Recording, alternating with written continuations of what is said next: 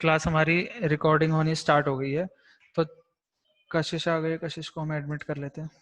ठीक है।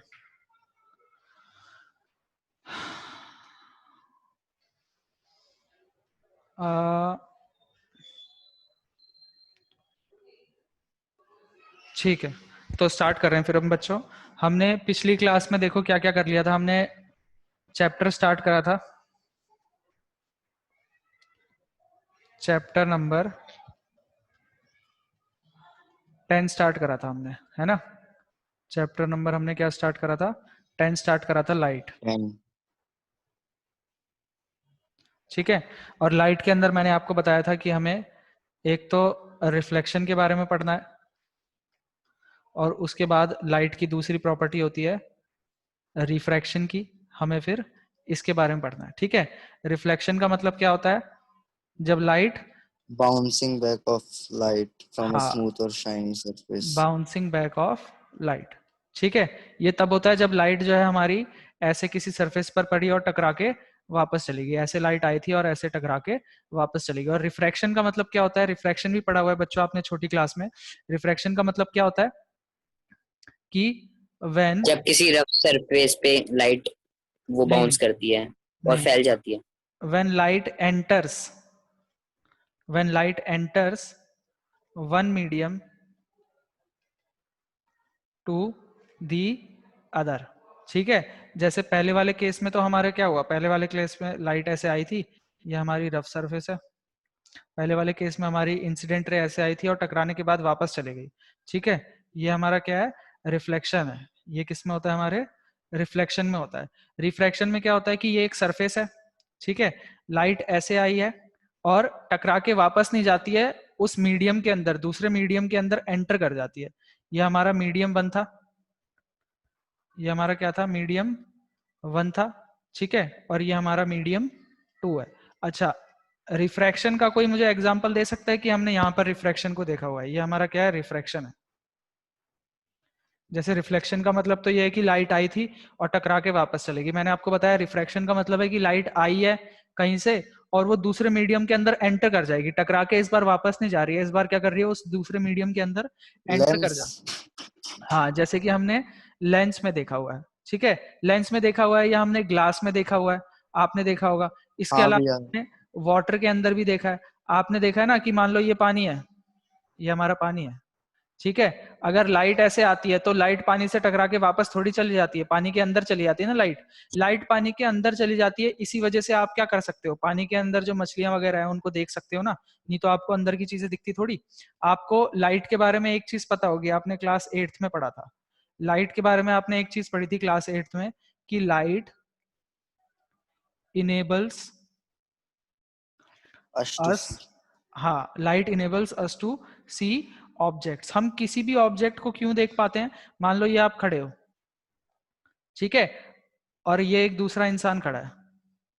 इस दूसरे इंसान को आप कैसे दिख रहे हो? जब कोई लाइट आपके ऊपर पड़ी थी और आपसे टकरा के जब इस इंसान के पास आई, तब वो इंसान आपको देख पाएगा। आपके आसपास जितनी भी चीजें हैं, जैसे आपके घर में वॉल है या टेबल है या जितनी भी चीजें हैं, ठीक है, आपके घर में जितनी भी चीजें हैं जैसे कि वॉल है या टेबल है, ठीक है, ये सारी की सारी चीजें आपको कब दिखती हैं? कभी आप घर की लाइट बंद कर दो तो क्या आपको अपने घर की दीवारें या टेबल वगैरह दिखेगी?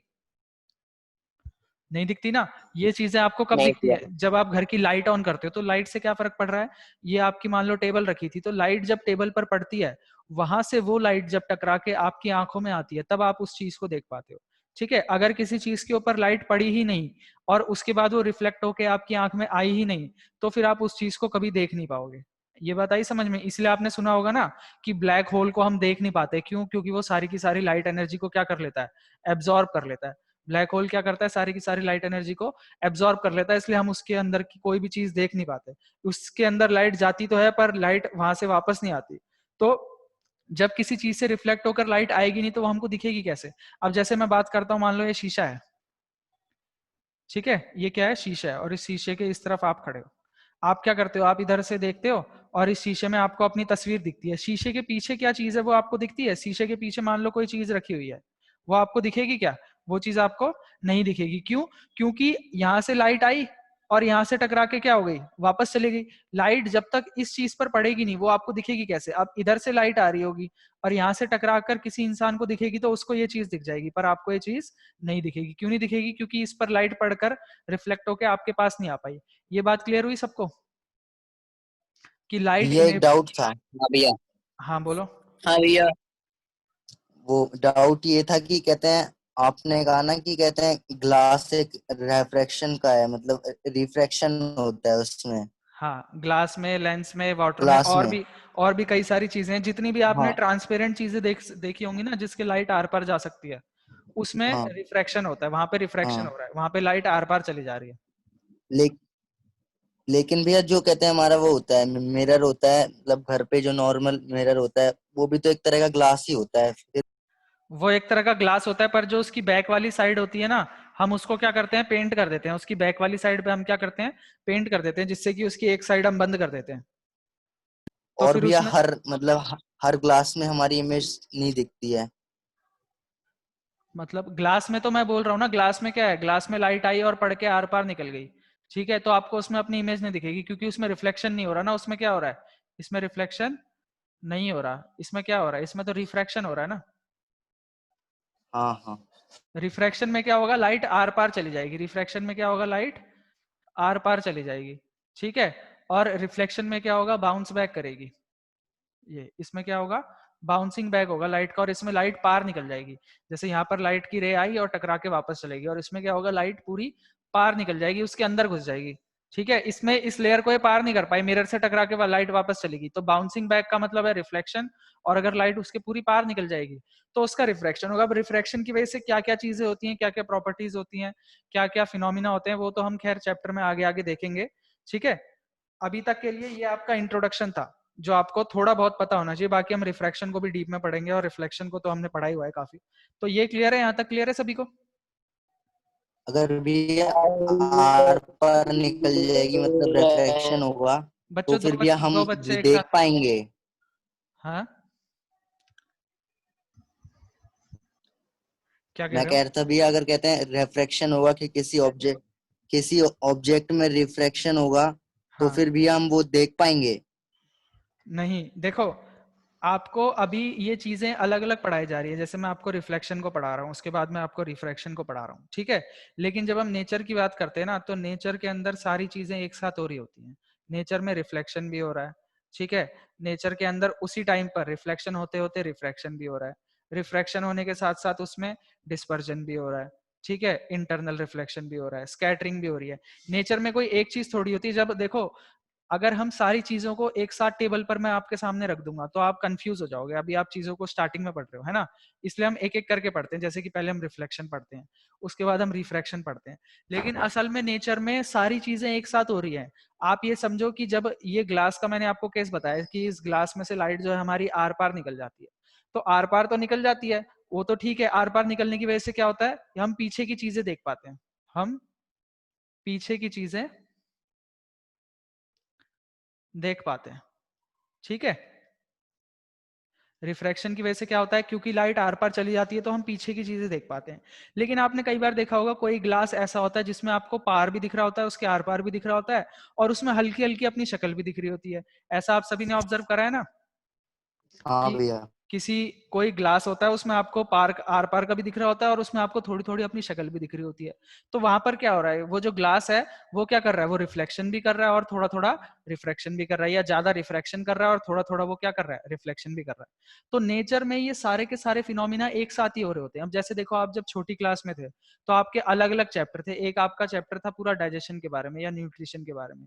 एक आपका चैप्टर था, अकेला चैप्टर था, आपने 7th या 8th क्लास में पढ़ा होगा, ह्यूमन एक्सक्रीटरी सिस्टम का, या इसी तरह ह्यूमन का ट्रांसपोर्टेशन हाँ सिस्टम के भैया। बारे में पढ़ा होगा, है ना। अभी भी जैसे हम बायो में लाइफ प्रोसेस के बारे में पढ़ रहे हैं, उसके बाद अगले चैप्टर में हम ब्रेन के बारे में पढ़ेंगे, अगले चैप्टर में हम रिप्रोडक्शन के बारे में पढ़ेंगे।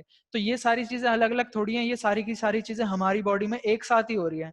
ऐसा थोड़ी होता है कि जब डाइजेस्टिव सिस्टम काम कर रहा है तो मेरे ब्रेन ने काम करना बंद कर दिया। सारी की सारी चीजें एक साथ चल रही हैं। लेकिन अगर सारी की सारी चीजें मैं आपके सामने एक बार में टेबल में बिखेर के रख दूंगा तो आपके लिए बहुत ज्यादा कॉम्प्लेक्स हो जाएंगी चीजें। इसलिए हम क्या करते हैं, चीजों को एक एक करके पढ़ते हैं, उसके बाद हम बाद में सबको जोड़कर देखते हैं और ऑब्जर्व करते हैं। यही तो साइंस है। तो ये रिफ्लेक्शन है आपका, ये रिफ्रैक्शन है। मेन आपको बेसिक इससे क्या समझना है कि रिफ्लेक्शन क्या होता है, बाउंसिंग बैक ऑफ लाइट। जब लाइट किसी सरफेस पर पड़कर वापस निकल जाती है, बाउंस बैक कर जाती है, तो ये हमारा रिफ्लेक्शन होता है। और अगर लाइट हमारी आर पार चली जाती है तो ये हमारा क्या होता है, रिफ्रैक्शन होता है। यहां तक समझ में आया? बस यही दो मेन पॉइंट समझने थे आपको अभी। ये क्लियर है सभी बच्चों हाँ को? भैया। ठीक है, हाँ तो भैया। एक बार इसका स्क्रीनशॉट ले लो फटाफट से, फिर मैं इसको क्लियर करता हूं।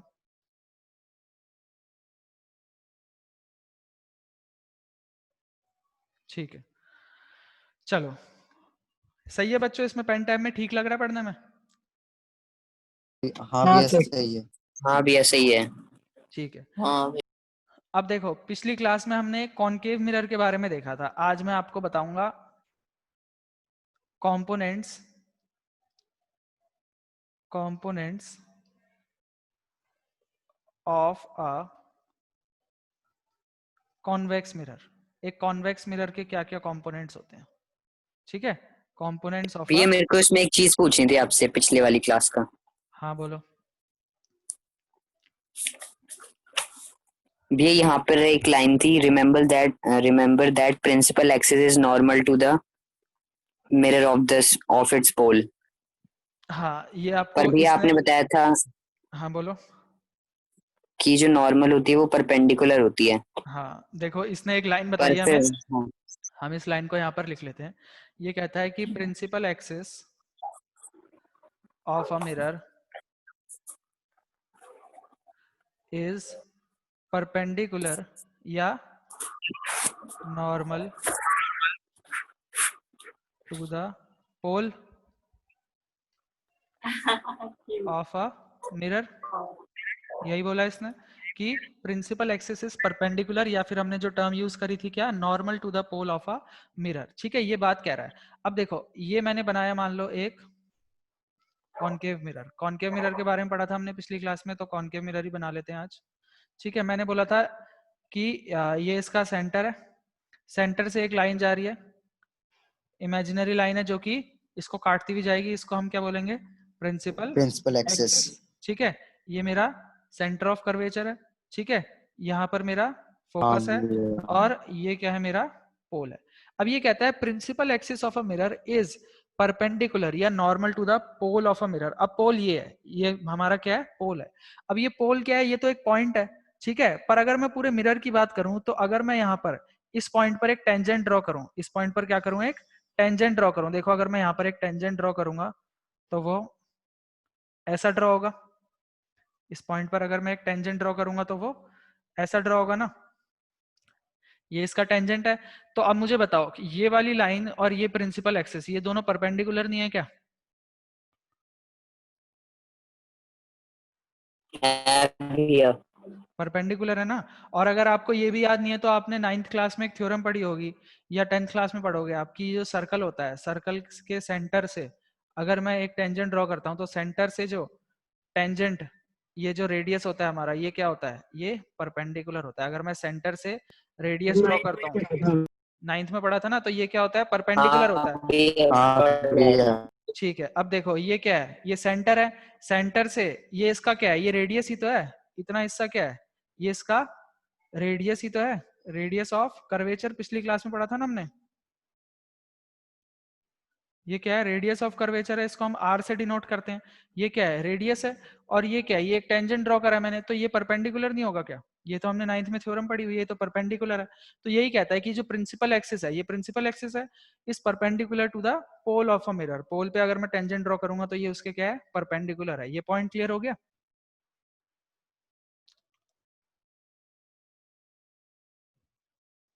हो गया ललित ये पॉइंट हाँ क्लियर? भैया। हाँ भैया क्लियर हो गया। ठीक है, इसको मैं रब कर देता हूँ।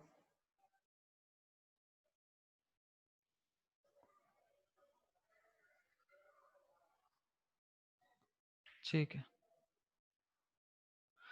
अब देखो हम पढ़ रहे थे components of a convex mirror, ठीक है। कॉन्वेक्स मिरर कैसा होता है, हमने आपको क्या बताया था कि ये मेरा कॉनकेव मिरर है और ऐसे ही मैं कॉन्वेक्स मिरर भी कर सकता हूँ। कॉनकेव मिरर में मैं क्या करता हूँ, ये वाली सरफेस रफ कर देता हूँ तो रिफ्लेक्टिंग सरफेस मेरी ये वाली हो जाती है, और कॉन्वेक्स में मैं क्या करता हूँ, ये वाली साइड रफ कर देता हूँ तो मेरी रिफ्लेक्टिंग सरफेस क्या होती है, बाहर को निकली हुई बल्ज आउट और की वाली ये होती है। पर मैंने आपको एक चीज और बताई थी कि हम रिफ्लेक्टिंग सरफेस को हमेशा क्या करते हैं, लेफ्ट की तरफ करते हैं। इसलिए आप कॉन्वेक्स मिरर बनाओगे तो आपको कैसे बनाना है, ऐसे बनाना है, ठीक है। ये है इसकी रफ सरफेस, ठीक है। ये हमारा कॉन्वेक्स मिरर है, ये इसकी क्या हो गई, रफ सरफेस हो गई, ठीक है। अब इसका सेंटर किस तरफ होगा, इसका सेंटर इस तरफ होगा, ठीक है। और सेंटर से जाने हाँ वाली लाइन भैया। बनाएंगे हम एक, ये है मेरी सेंटर से जाने वाली लाइन, जो लाइन सेंटर से होती हुई जाएगी, ठीक है। ये मेरा सी हो गया, ठीक है। ये मेरी प्रिंसिपल एक्सिस हो गई, जिस पॉइंट पे कट करेगा ये क्या हो गया, पोल हो गया, पोल। और ये क्या हो गया, मेरा फोकस हो गया, ठीक है। और यहां से फोकस। लेकर यहाँ तक की दूरी ये मेरी क्या हो गई, आर हो गई, ठीक है। अब यहाँ पर आपको और एक चीज समझनी है, यहाँ पर आपको एक चीज समझनी है कि जो आर होता है वो हमेशा फोकस के दुगना होता है। अगर मैं यहाँ से यहाँ तक की दूरी लूंगा, अगर मैं यहाँ से यहाँ तक की दूरी लूंगा, ये एफ है, ठीक है। ये होता है कैपिटल एफ और ये होता है स्मॉल एफ। कैपिटल एफ का मतलब क्या है, कैपिटल एफ का मतलब है फोकस, और स्मॉल एफ का मतलब क्या है, फोकल लेंथ। स्मॉल एफ का मतलब क्या है, फोकल लेंथ, ठीक है। आर का मतलब क्या है, radius of curvature, radius, radius of curvature. Radius of curvature, ठीक है। ये सारी चीजें हो गई। और ये मेरा कॉन्वेक्स मिरर है, तो यही सारी चीजें हमने पिछली क्लास में डिस्कस करी थी। ये प्रिंसिपल एक्सिस हो गया, इसका फोकस इस साइड में होता है, सेंटर ऑफ कर्वेचर इधर है, पोल इधर है, और लाइट हमेशा आपको लेफ्ट से लेके आनी है।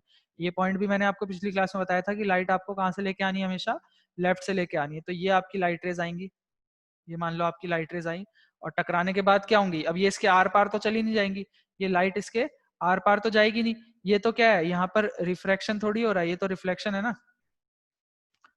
तो यहाँ पे क्या होगी, लाइट हाँ भैया। यहाँ से टकरा के वापस चली जाएगी, ठीक है। लाइट क्या होगी, टकरा के वापस चली जाएगी। ऐसे अगर लाइट आई थी तो ये टकरा के कैसे चली जाएगी, ऐसे आई थी, और ये टकरा के क्या हो जाएगी, वापस चली जाएगी, फैल जाएगी। ये बात क्लियर है सभी को, डाइवर्ज हो जाएगी भैया। हाँ फैल जाएंगी, ठीक है। अच्छा एक चीज रह गई थी पिछली क्लास में बतानी, अपर्चर बताना रह गया था, अपर्चर बताना रह गया था। तो देखो मान लो ये मेरा एक मिरर है, ये मेरा क्या है, कॉनकेव मिरर है, ठीक है। इधर बना लेता हूं मैं अपना एक कॉन्वेक्स मिरर, ये मेरा कॉनकेव मिरर है, ये बना लिया मैंने इधर कॉन्वेक्स मिरर, ठीक है। तो ये मेरा एफ है, ये सी है, ये पोल है, इसी तरह ये पोल है, ये एफ है, और ये सी है। तो हमारा जो मिरर है, जो हमारा मिरर है, उसकी जितना हमने पोर्शन, जैसे मैंने आपको बोला था कि एक स्फेरिकल पोर्शन में से हम क्या करते हैं, एक छोटा सा पोर्शन कट करते हैं। तो जितना हमने छोटा सा पोर्शन कट किया है, इतना पोर्शन, इसको हम क्या बोलते हैं, इसका अपर्चर बोलते हैं। अगर मैं इसको यहां से लेकर यहां तक का डिस्टेंस मेजर करूंगा, यहाँ से लेकर यहाँ तक का डिस्टेंस अगर मैं शॉर्टेस्ट डिस्टेंस लेते हैं, क्योंकि हम हमेशा, है ना।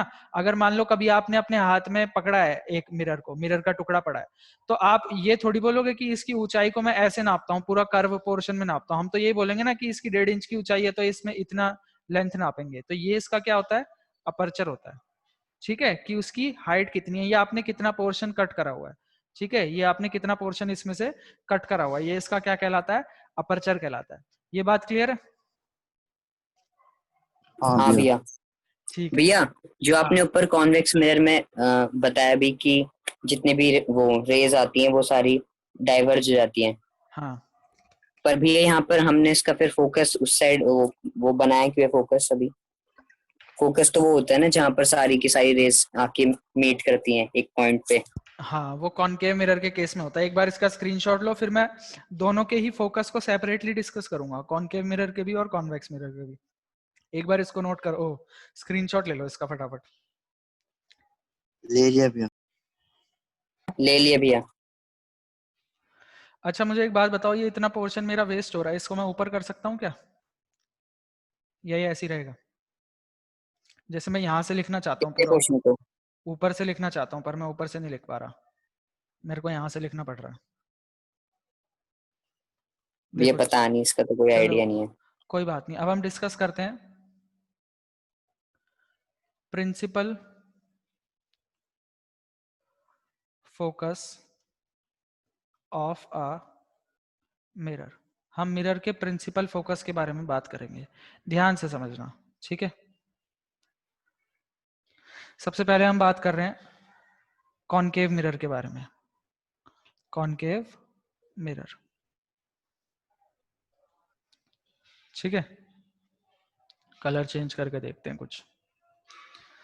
ये देखो अब ये मेरा कॉनकेव मिरर था, ठीक है। ये इसकी रफ साइड है, ये हमारा प्रिंसिपल एक्सिस है,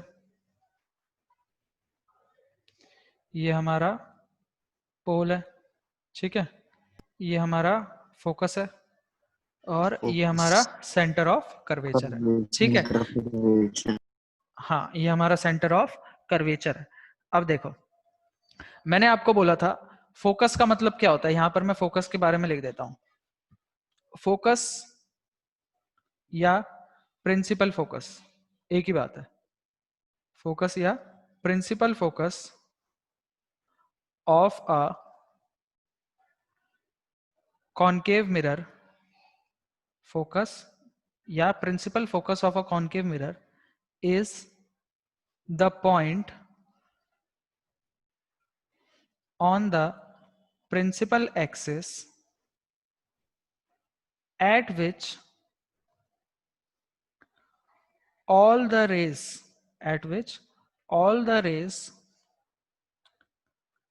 coming from infinity, ठीक है, या मैं कह सकता हूं parallel to the principal axis meet after the reflection, ठीक है। इस बात को समझना है आपको।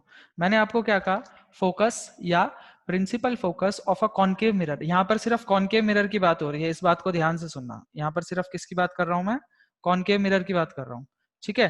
फोकस या principal focus of a concave mirror is the point on the principal axis. Focus या प्रिंसिपल फोकस क्या है, एक पॉइंट है। ये क्या है, एक पॉइंट है, ये रहा वो पॉइंट, ठीक है। ये एक पॉइंट है और ये पॉइंट कहां पर होता है, ऑन द प्रिंसिपल एक्सिस। कहां पर होता है ये पॉइंट, प्रिंसिपल एक्सिस पर।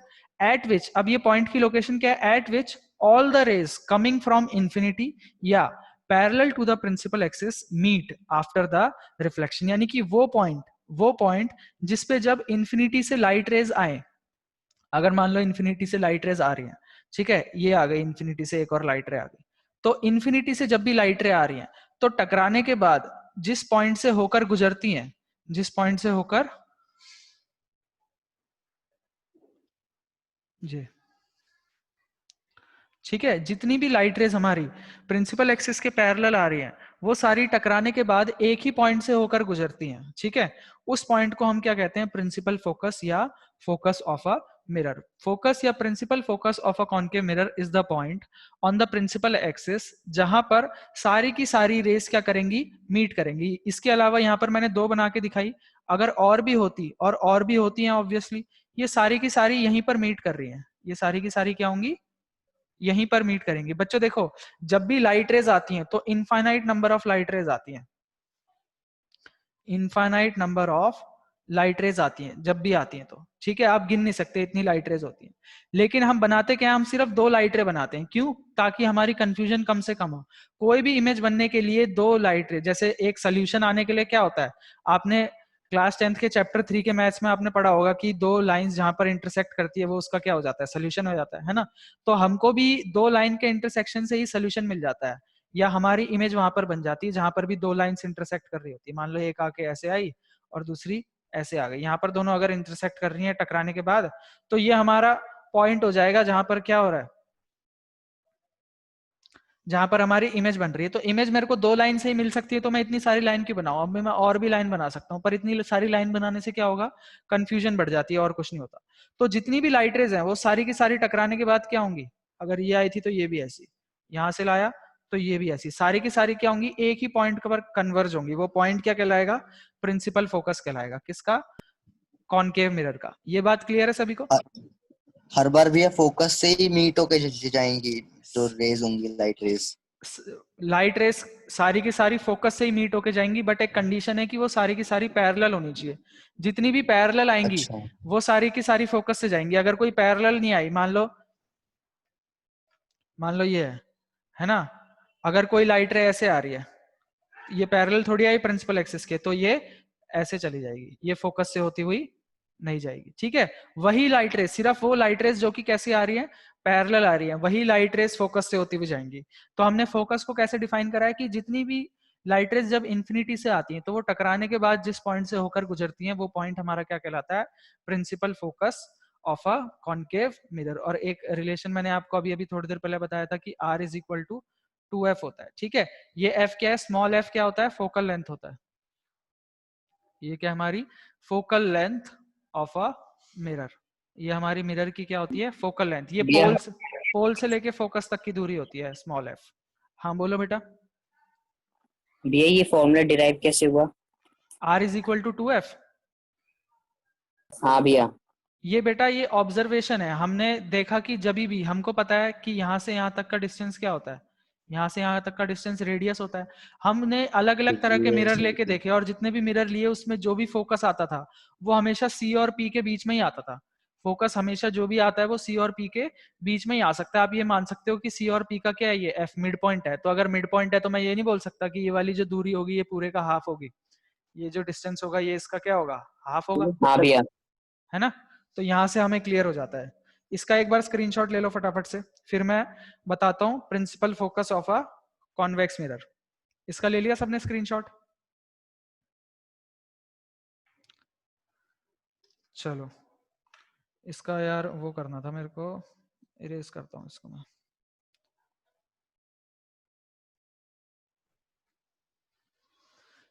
ठीक है, इसमें लग जाएगा शायद कुछ टाइम। यहां तक क्लियर है सभी बच्चों को? हाँ भैया। हाँ भैया। हाँ ठीक है,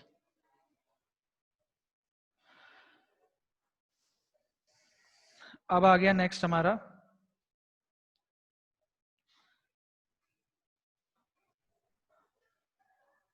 कॉन्वेक्स मिरर। अगला क्या आ गया, कॉन्वेक्स मिरर। मिरर। ठीक है, कॉन्वेक्स मिरर होता है हमारा ऐसा, ये हमारा कॉन्वेक्स मिरर है, इसकी ये वाली साइड रफ है।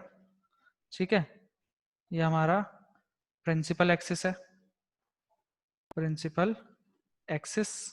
ये हमारा पोल है, ये हमारा फोकस है, और ये हमारा सेंटर ऑफ कर्वेचर है। ठीक है, पहले इसकी भी मैं आपको डेफिनेशन बता देता हूं। फोकस या प्रिंसिपल फोकस, फोकस या principal focus of a convex mirror, focus या principal focus of a convex mirror is the point on the principal axis. अब देखो, अब डेफिनेशन में आगे की पूरी करूंगा बाद में, पहले हम समझ लेते हैं। अभी तक हमने क्या समझा कि वही तक जो पिछली बार था, फोकस या principal focus of a convex mirror. अब हम किसकी बात कर रहे हैं, कॉन्वेक्स मिरर की बात कर रहे हैं। इज द पॉइंट, ये भी क्या एक पॉइंट है, ऑन द प्रिंसिपल एक्सिस। अब देखो फिर से क्या हुई, लाइट रेस तो हमेशा लेफ्ट से ही आएंगी, तो लाइट रेस हम लेफ्ट से ही लेकर आ गए। ये आई हमारी लाइट रेस जो कि प्रिंसिपल एक्सिस के क्या है, पैरेलल है। ठीक है, ये हमने देखा कि लाइट रेस क्या आई जो कि प्रिंसिपल एक्सिस से पैरेलल है। अब हमने देखा कि कॉन्वेक्स मिरर के केस में क्या है कि जो लाइट रेज है ये टकराने के बाद क्या होती हैं, अब आर पार तो जाएंगी नहीं क्योंकि रिफ्लेक्शन है ना, टकरा के वापस ही जाना है। पर ये टकरा के क्या होती है, वापस चली जाती हैं। अब ये टकरा के वापस जाती हैं इस वे में कि ये फैल जाती हैं। पहली बात तो ये कि टकरा के वापस जा रही है तो फोकस हमारा लेफ्ट साइड पर तो है नहीं, है ना, फोकस तो हमारा राइट साइड पर ही है। राइट साइड पर फोकस क्यों हमारा, क्योंकि सी हमारा राइट साइड पर है। अगर सेंटर हमारा राइट साइड पे है तो फोकस भी हमारा क्या होगा, राइट साइड पे होगा।